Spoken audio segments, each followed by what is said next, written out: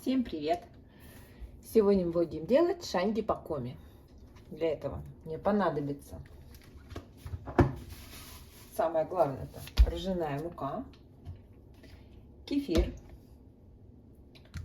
соль, яйцо, сахар, масло. Так, скрываем муку ржаную, мы ее только купили. Я еще и использовала. Так, берем стаканчик. Так, берем миску, берем дуршлачок. Так, нам надо... Буду делать все на глаз. Раз стаканчик. И второй, что-то она не такая, не очень. Я почему-то думала, что ржаная мука, она более темного цвета. Я бы не сказала, что она прям совсем темная такая. Так.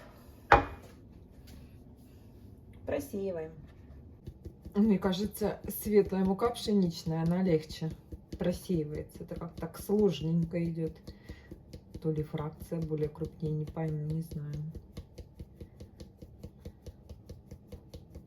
Я вообще даже не знаю, может быть, ее и не надо было так мне ее просеивать по привычке. Так, вливаем туда кефир.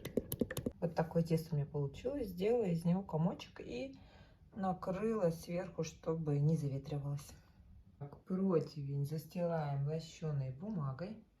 Так, мы уложили сюда картошечку. Сверху сделала яичко с сметанкой и вот смазала.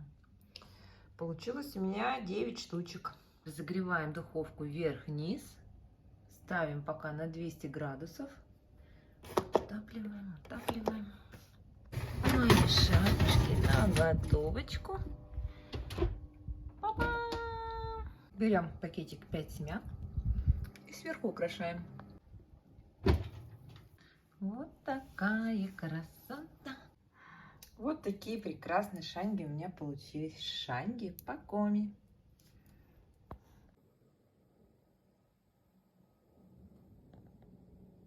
Шанги по коми на ржаной муке.